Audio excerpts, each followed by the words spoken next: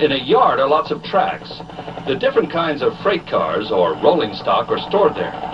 When a railroad gets an order to deliver the freight, they use a switching engine, which is a small diesel locomotive. The engine pulls the freight cars off their storage tracks, and then the yard crews couple them together to make a train. Coupling is when the couplers on each car lock together and hold tight. Putting trains together and taking them apart is called yard work. A freight yard is a busy place. There's always lots of engines and freight cars coming and going. And it's a very dangerous place. There's nothing to warn you if an engine or a freight car is moving. Please, never, ever play in a freight yard. We won't, Smokey. We never go near real trains. Good. Now, where were we? Oh, we were going to look at some different kind of freight cars. Let's see. Here's a tank car. Tank cars are made of strong metal and carry different kinds of liquid, like oil, chemicals, syrup, or even milk. They're filled and emptied through a hole in the little dome on top. Sometimes a whole train is made up of only tank cars. There's a covered hopper, and that's an open hopper. They're another kind of rolling stock. The open ones usually carry coal or maybe an iron ore. The covered ones usually carry grain, powdered cement, or any loose load that could blow away in the wind or shouldn't get wet in the rain. That's why they're covered hoppers, to protect the load inside. What are those? Those are flat cars carrying containers or stacks. The containers are loaded with all sorts of things. Like toys, maybe? Like toys or any product made in factories in America or other countries. They're closed up and put on big cargo ships which sail across the oceans. When the cargo ships dock in the harbor, big cranes lift the containers off and stack them onto container cars waiting on special tracks or sidings next to the dock. When all the containers are stacked, the locomotive pulls the train out. These trains can be very long and heavy. Sometimes they go all the way across the country until they get to where the containers are lifted onto trucks.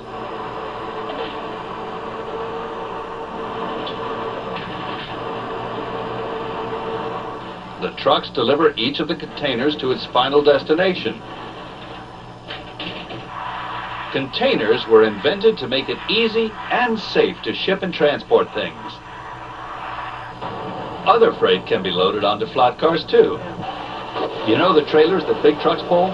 Yeah. Well, trailers on flat cars look a little like containers, except you can't stack them, and you can see their wheels.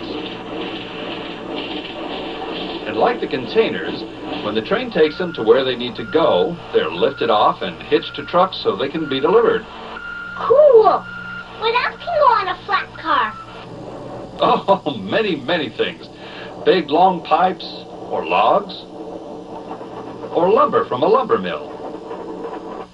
They can carry large equipment like bulldozers or cranes. Anything that's too big to fit in or on anything else can go on a flat car. What about cars? Interesting question. There is actually specialized rolling stock made to carry cars. They're called automobile carriers. The cars are loaded using special ramps. The racks are 3 levels high, and each can hold 5 cars. That's 15 cars in all. All kinds of vehicles, like minivans or pickup trucks, are transported this way. You mean our car could have once been in an automobile carrier? I bet it did. Today, automobile carriers play a big part in railroading. Those look like big boxes. That's probably why they're called boxcars. They have doors that open wide on their sides. They're loaded at loading docks. Forklifts can drive inside them and stack their loads. Boxcars can hold many things like pencils or crayons, clothes, TVs, anything at all.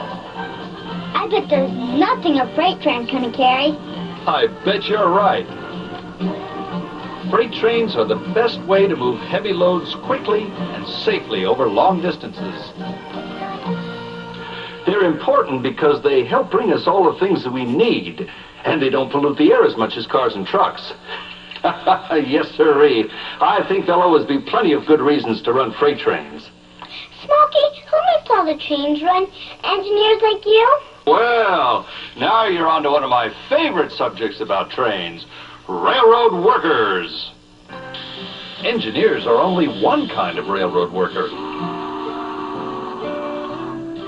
We're pretty well known because we get to operate the locomotives. Inside the engine cab are the controls to operate the engine. An engineer's job is to work these controls safely. We can make the train go fast or slow with the throttle, and start or stop with the brake. And of course, we get to blow the steam whistle or the diesel horns. That's my favorite part. Don't you have to steer the train, too? Not really. You see, the engine runs on rails, and it has to go where the rails go. Sometimes there's a turnout or a switch which can send the engine in a different direction, depending on which way the switch is thrown. Thrown? Our grandpa told us never to throw anything at a train. And he's right. That could hurt the crew or the train. But throwing a switch, that's different. A switch is part of the track on the ground. Some have levers that are moved or thrown to move the direction of the rails. And only railroad workers are allowed to touch the switches. Most switches are operated electronically by computer. The railroads have big computerized dispatching centers. These centers are the brains of the railroad's operation. Many people work there, keeping track of which trains are running and where they're going on the tracks. They watch the large display screens from their individual terminals. They can talk to the engineers and conductors by radio to tell them which freight cars to pick up or drop off. Or if they need to turn the train off onto a siding to let another train go by.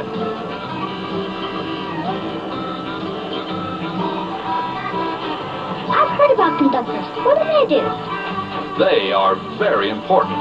They're the boss of the train.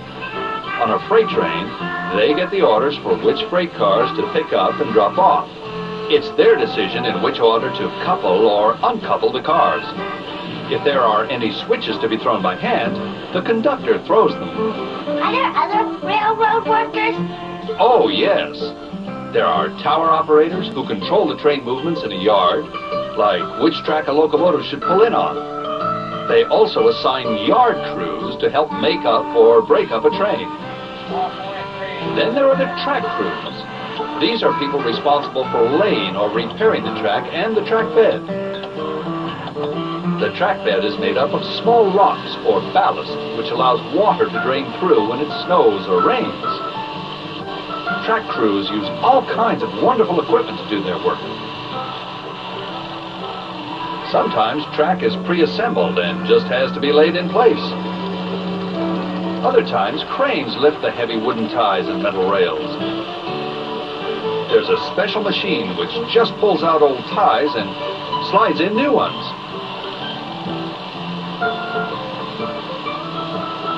Spikes are big nails which hold the rails to the ties. The workers use one kind of machine to pull the old spikes out and another kind to drive new ones in. There's even a ballast tamper which shakes and smooths the ballast into its proper shape. What if an engine breaks down? Is there somebody to fix it? There most certainly is. The shop crews do a wonderful job of maintaining and repairing all the locomotives and passenger cars or freight cars. Engines come in for regular overhauls, just like you take your car to the shop for a tune-up. That way, many problems are fixed before they can cause any real trouble. So, you see, all railroad workers are very important people.